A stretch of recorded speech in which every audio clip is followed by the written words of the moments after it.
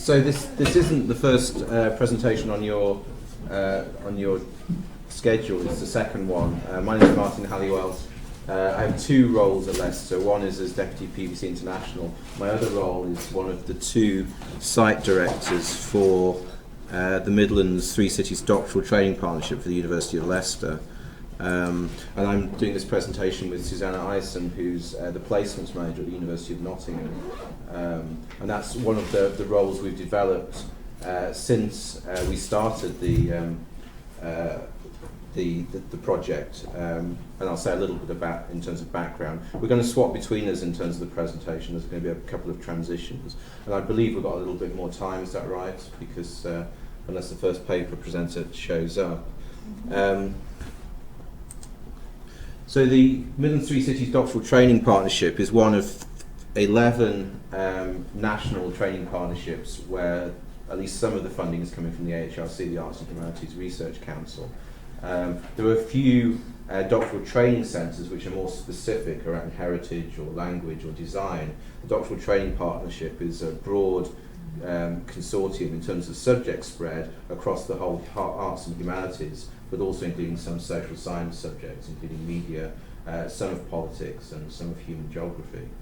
So in terms of subject spread, it's fairly huge. You've got professional subjects like law and architecture, museum studies, which Leicester are all strong in, and you've got some more pure academic subjects, theology, philosophy, which Leicester doesn't have strength in, but Nottingham and Birmingham do.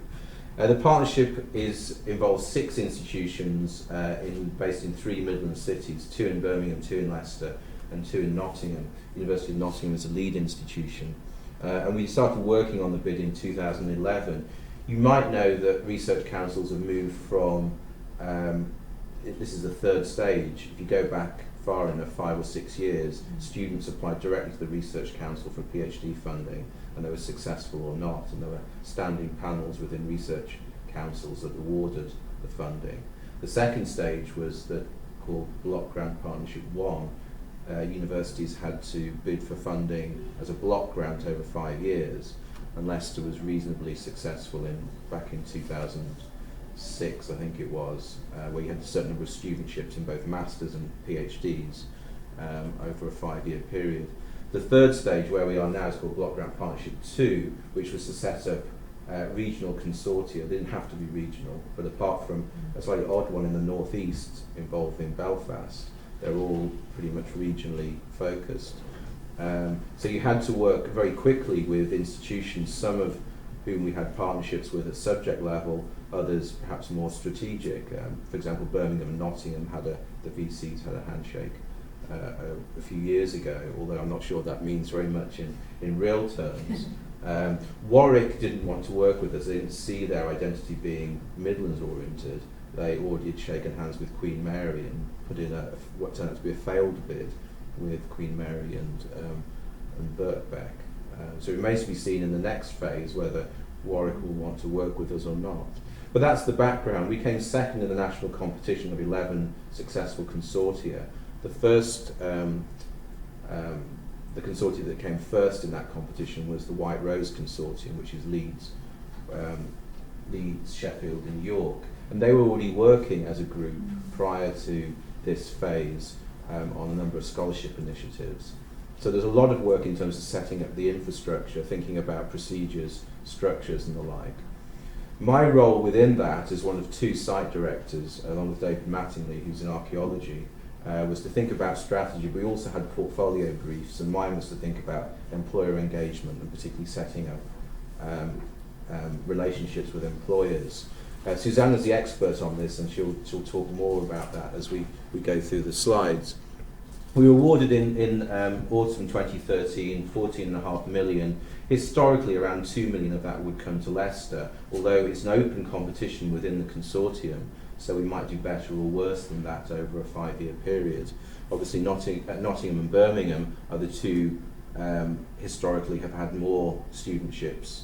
Leicester's a little bit behind, and then the 3 newer universities came into the competition at a later date. There was a capacity building scheme that the HRC set up in order to allow institutions that didn't receive funding in Block Grant 2, allowed them to get in. What was distinctive about our identity was pan-Midlands, 3 cities, but also a symmetry between pre-92 and post-92 universities, which we made into a real selling point. And that actually helps us when we're thinking about work placements, because those professional vocational subjects are the ones that are most clearly oriented towards working alongside and with employers. We focused a lot on creative industries, although that's not solely the remit of the employers and non-HE organisations that are on our list, and Suzanne will show you the list in a minute. A lot of this will echo things that were said this morning by Richard Sandell from Museum Studies, who was certainly part of the Leicester team when we were thinking about this at an early stage. Want to focus both on subject-specific skills, but also generic skills, and try to get a good blend of those. The HRC is not alone in the research councils to drive what they think is a revolution in thinking about PhDs. Obviously, this has been going on in science and engineering and some branches of health sciences for some time, but for arts and humanities, apart from the odd subject like museum studies, it really is kind of, we're pushing ourselves to try and think about how best to integrate the workplace experience. We can do this in 2 ways. One is as part of the PhD program, typically in the second year, but not always, or it could be backloaded, so you can have up to a 6-month placement at the back end of the PhD, so like a 3.5 years with the final half year in industry. And we can go back to that a little later. We set up a partners advisory group, which is the last bullet point here, and at this point I'm going to hand over to Suzanne. So although I'm based at Nottingham University, I do actually solely work for the Midlands 3 Cities DTP, so I have to work with Leicester, Birmingham, all those institutions, so it's really good to be here today to meet you and find out a bit more about Leicester. As Martin said, the Partner Advisory Group, the AHRC, one of their main drivers was that we contribute towards the health and the future of the arts and humanities industry, so their funding's come through with a focus on us to helping with that. So to that end, we've set up a partner advisory group. We've engaged with, we've got 6 of the institutions that we've been working with who've joined the partner advisory group. We've got with them some terms and conditions that they're going to work with us on. So they're going to help develop the strategy of the Midlands 3 Cities going forward, so they can identify needs within the creative industries, and then we can develop and tailor our training and offer. So, and also they can act as an advocate for the DTP. So that's the main sort of focus of the Partner Advisory Group. Our first meeting is next week. So we've engaged with the organisations that have really wanted to work with our students in that way. The organisations on here that are marked in blue, they're the ones, as Martin said, when they were writing the bid, they involved organisations outside the academic institutions, and these are the ones that agreed to collaborate with us in some way, and most of those came through from academic links and work that these different institutions already had. Beyond that, I've worked hard to engage with other organisations. The students, supervisors, they've come from various sources. We're only just coming to the end of our first cohort of students have done a year, and it's taking them a while some of them to engage with the fact that they can do something beyond their research. They're very much, to start with, we're just getting to grips with their research, getting to know their supervisors and working beyond that. But now they're beginning to think about it. I've just put in some statistics. Some of this was reflected in what happened this morning. I think a lot of the focus this morning was on undergraduates, but we're talking about postgraduates here, and a lot of them think that they're going to end up working in academia. So, as you can see, arts and humanities, that they think they're going to be doing teaching and lecturing. I actually did a bit more research yesterday on the 2013 research, which was even higher. That was across all disciplines, and if you added them up, it was 59% of students thought that they were going to go into academia, which they're not. So we need to make them aware of what's out there beyond academia and equip them for those skills. The industry employers came back and said that yes, the PhD students, postgraduate students, they're very good at their research, they're very highly qualified in that area, but there's gaps in their ability to work in those industries. And these are the sort of the skills gaps that they identified. I think actually some of them have got quite a lot of technical skills, better than some of the people in industry, but they're just perhaps not aware that they've got those skills and how they can apply them. But certainly the general sort of generic entrepreneurial business skills, they need to develop those. So as Martin said earlier, we have two ways in which the students can do a placement activity. They can either do one that's related to their research, or they can do one that develops their employability skills and sort of more business needs. The research ones, I have to say, a lot of those are coming out of the more traditional, where people are already doing some field work or already going out, so archaeologists who are doing field work, but they're now going a bit beyond actually doing the field work and doing a sort of more of a placement-based thing. And then the museum studies people, and also the people from Nottingham Trent, Birmingham City and Leicester de Montfort, they're already used to practice-based. They've come through an undergraduate where it's more embedded into their work. They're actually more willing to go out and do a placement. The employability skills ones, they're the ones at the moment that I have to say students are not really engaging with yet. I think they're, as I say, research-related ones have taken off, but the employability skills, I'm hoping this summer, once they've got to know their supervisors now, they've had their end of year report, I'm pushing that they'll start to think beyond their research and look at what placements there are available. So, just to some examples of the ways in which we have been already started to work with them. So we've got some researchers where their supervisory team includes, as well as an academic, somebody from a partner organisation. So an example we've got of this is a student who, she's actually looking at Victorian writing, but about oceans and animals, and she's doing some work with the Natural History Museum, and the Natural History Museum have got a supervisor on her supervisory team. So that's some collaborative work there.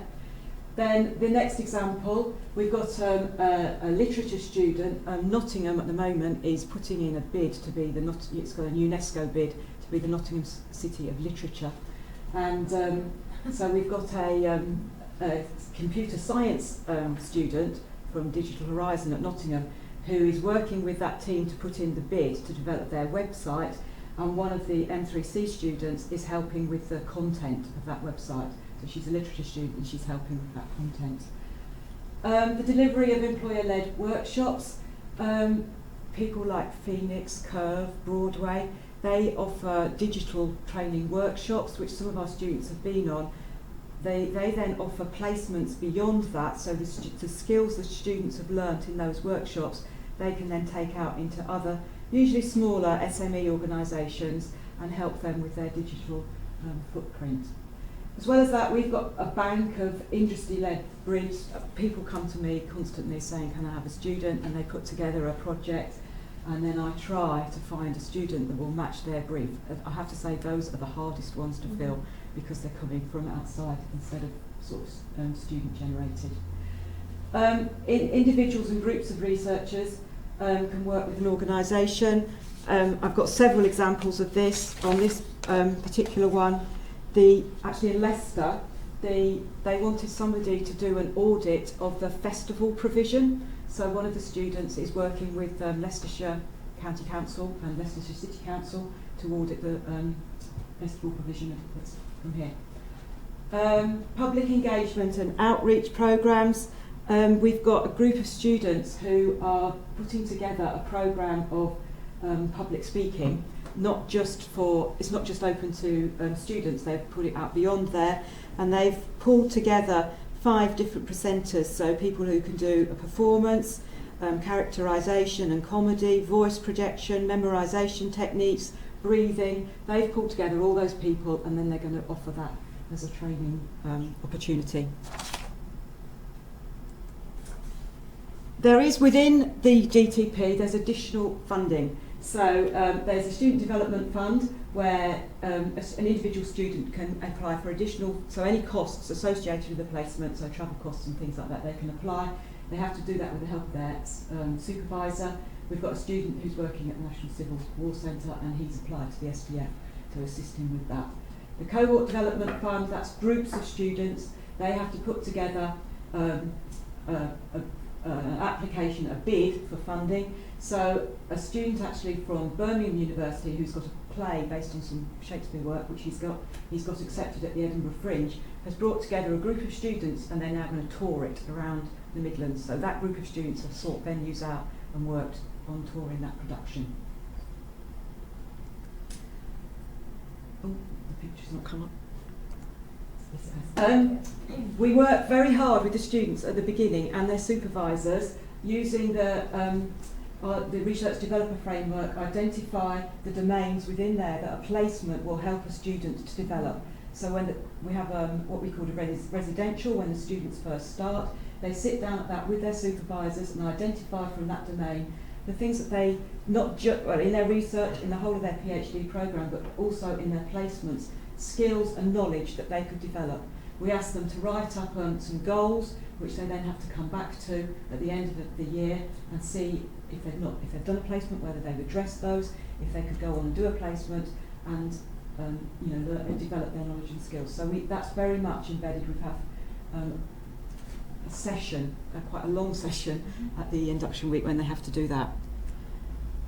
Finally, for me, Martin's going to watch you, we have what we call a virtual platform. Obviously working with 6 institutions is communication's been quite hard.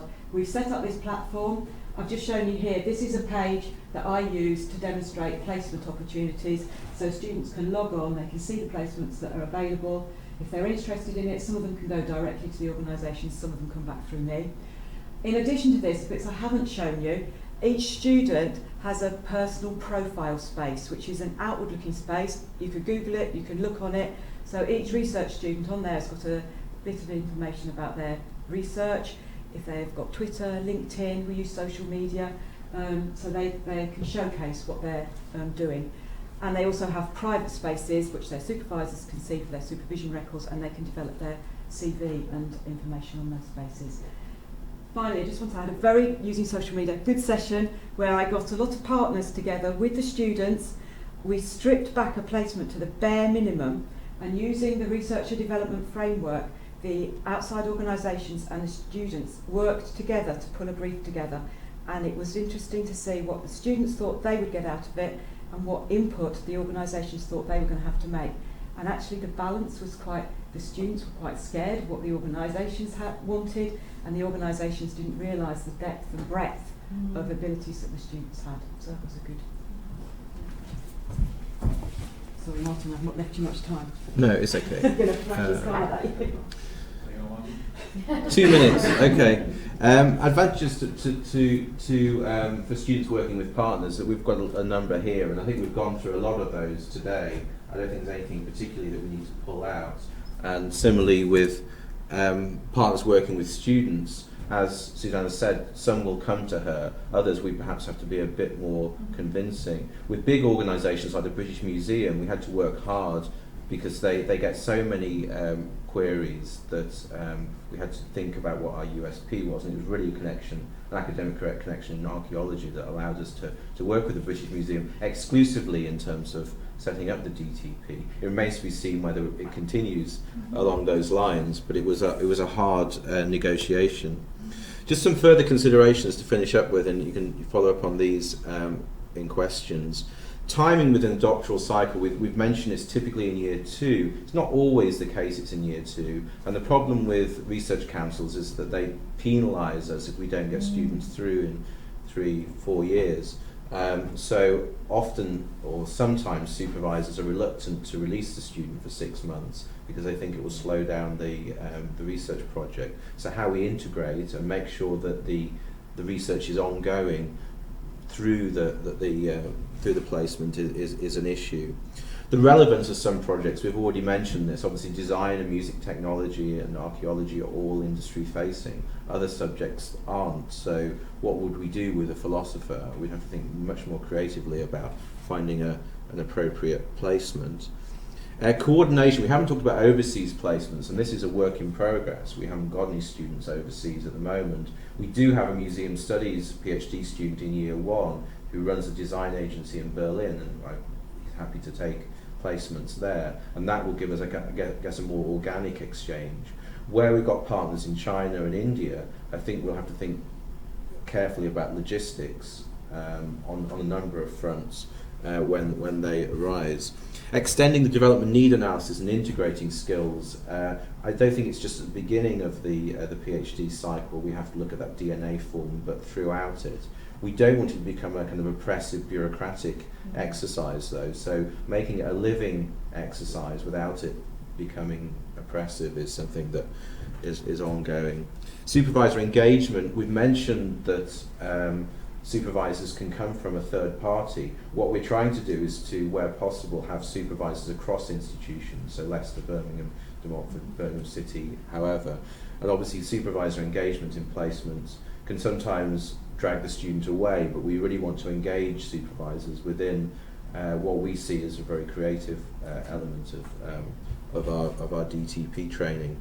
And lastly, communication and social media. We've mentioned the VPP in terms of internal communication. It's important we think about it externally as well, not selling a student's project, but certainly making sure that it's as visible as possible during its development, but also particularly when the student's thinking about that as a portfolio which they'll take forward while they're applying for jobs.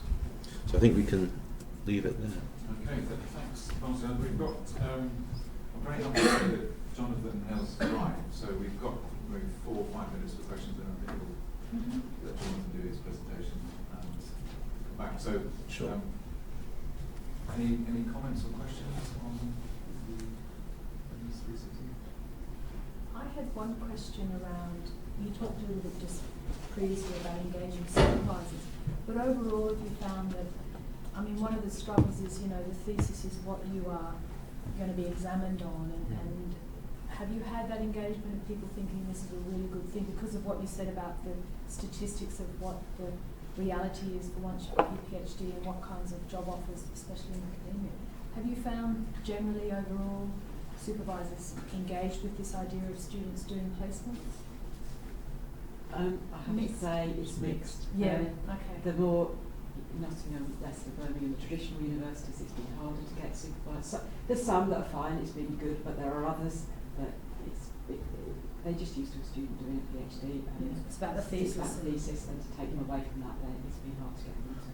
But we have a residential at the beginning of the year when we bring supervisors to. They get to know what the scheme's about, and actually this is all research councils are going this way. They're not going to go back to having individual students. This is the way funding's going to come, so if they want to have research students. Where we have had more receptivity is where we've already had a partnership, say a collaborative doctoral award, which is another scheme, which is so the Dickens Museum, for example, we'd already worked with through a collaborative doctoral student. So we'd already set up not just the partnership on paper, but also a kind of operational dimension to it as well. So that was much easier to apply to the doctoral training partnership. There's one actually at the moment that I'm going not next week after. The Shakespeare Birthplace Trust identified 6 students from within the DTP that they wanted to work with. One of them who was doing Shakespeare studies, so yeah, the academic had already had contact with them. But I think because that's academic and that student had already had that, then the other 5 were happy then for them. And they've got some celebrations coming up in 2016 that they want this group of students to work on. So that's another way of influencing the supervisors. Okay, any more questions? Could I just add one very briefly? I went to a launch last week in London, which is around data literacy. The British Academy have been working on that. And I think that's an area, thinking about arts and humanities students, some of them are empirical, others in terms of their mode of study, others less so. But I think data literacy, working with numbers, working quantitatively, can help both in terms of developing organisational skills, but also thinking about the world of work. So we shouldn't just think about soft skills or interpersonal skills for our students, but also data literacy, I think, is a key element. And again, I'd like to look a bit more carefully at that. Yeah, I just, sorry to go on, but some of the big like banking, financial institutions, they're setting up offices around the world and need students with cultural studies experience, so they come from us. So that's Okay, thanks. Thank you very much.